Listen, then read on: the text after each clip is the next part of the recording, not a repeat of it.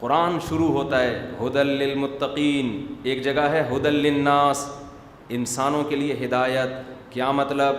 جب یہ قرآن کوئی بھی کافر بدبخت سے میری مراد جو اسلام دشمن ہے، ہر کافر اسلام دشمن نہیں ہوتا، تو جب کوئی جتنا بھی سخت دل پڑھے گا اس کو سیدھا راستہ نظر آ جائے گا، پتہ چل جائے گا کہ خدا جو کہہ رہا ہے وہ صحیح، سیدھا راستہ یہی ہے. لیکن چلنے کی توفیق ہر ایک کو نہیں ملے گی. قرآن سیدھا راستہ دکھاتا بھی ہے اور آپ کو موٹیویٹ کر کے سیدھے راستے پہ چلا بھی دیتا ہے. دیکھو سیدھے راستے کی دو قسمیں ہوتی ہیں. ایک سیدھا راستہ وہ ہوتا ہے آپ کو لاہور جانا ہے، راستہ نہیں مل رہا، بتا دیا بھائی وہ راستہ ہے لاہور کا، اور آپ کو دلچسپی بھی ہے اس راستے پہ چلنے میں کیونکہ آپ کی لاہور میں فار ایگزامپل شادی ہونے والی ہے اور آپ کو پتہ نہیں کہ شادی کے بعد انسان کا ہوتا کیا ہے. آپ بے وقوف تھے، آپ کو کسی نے سمجھا دیا.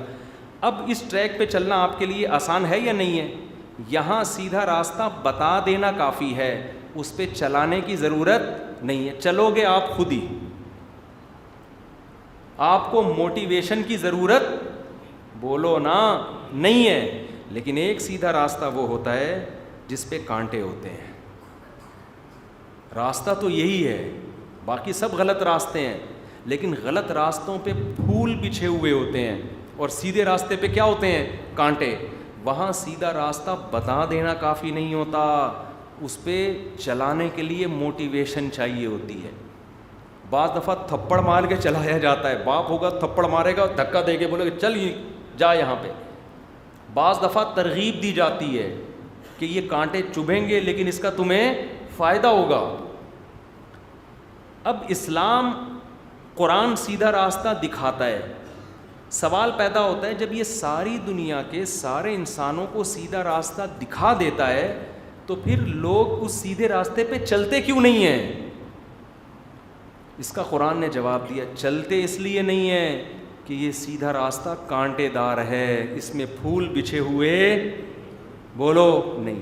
اس سیدھے راستے میں تمہیں شراب چھوڑنی پڑے گی، اس سیدھے راستے میں تمہیں ماں باپ کے قدموں میں جنت تلاش کرنی پڑے گی، اس سیدھے راستے میں تمہیں نظر کی حفاظت کرنی پڑے گی، اس سیدھے راستے میں تمہیں زنا سے بچنا پڑے گا، اس سیدھے راستے میں تمہیں 5 ٹائم پابندی سے اللہ کے گھر میں آ کے نماز پڑھنی پڑے گی، اس سیدھے راستے میں رمضان کے 1 مہینے کے روزے رکھنے پڑیں گے، اس سیدھے راستے میں زندگی میں 1 دفعہ اللہ کے گھر کی زیارت کرنی پڑے گی، اس سیدھے راستے میں تمہیں سود سے بچنا پڑے گا، تمہیں جائز تجارت کرنی، حرام تجارتوں سے بچنا، اس میں انشورنس اور جوئے کی جتنی قسمیں ہیں وہ تمہیں چھوڑنی پڑیں گی.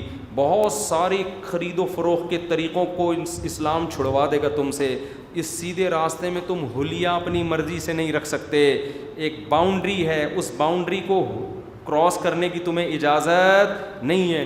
اس سیدھے راستے میں عورت پابند ہوگی کہ وہ شوہر کی اطاعت کرے، وہ اتنی لبرل اور آزاد نہیں ہو جائے گی کہ شوہر کی قید سے اپنے آپ کو آزاد کر دے. لبرلزم تو دعوت دے گا تم آزاد ہو، لیکن سیدھا راستہ اسے بتائے گا کہ جب شوہر کے نکاح میں ہو تو شوہر کی اطاعت تمہارے ذمے ہے. اس سیدھے راستے میں اسلام شوہر کو پابند کرے گا کہ بیوی کے حقوق ادا کرنے، جیسا خود کھاؤ ویسا اس کو پہنانا ہے، جیسا خود اس کو کھلانا ہے، جو خود پہنو ویسا اس کو پہنانا ہے.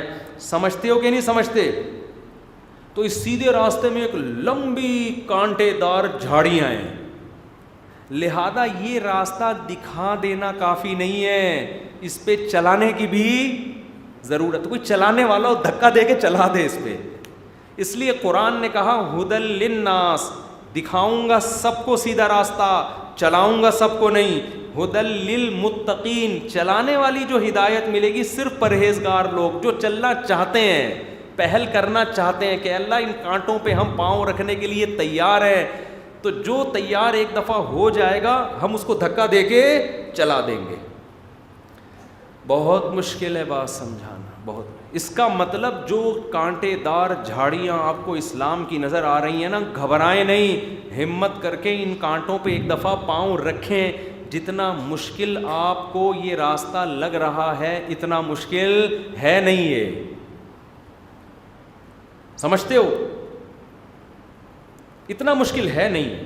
پاؤں رکھ لیں آپ, نہیں چبھیں گے کانٹے, بلکہ قرآن کہہ رہا ہے اس میں مزہ آنا شروع ہو جائے گا, کیونکہ یہ پاکیزہ زندگی ہے. پاکیزہ زندگی, جو آدمی میلا کچیلا ہو, اسے عادت ہو چکی ہو میل کچیل کی, پہلی دفعہ نہانے میں ٹینشن ہوتی ہے, اس کو تھپڑ مار کے نہلانا پڑتا ہے. ایک دفعہ جب نہانے کا حسن دیکھے گا نا, گھٹنوں گھٹنوں کیچڑ نکلے گا جب واش روم سے, ہلکا ہو جائے گا,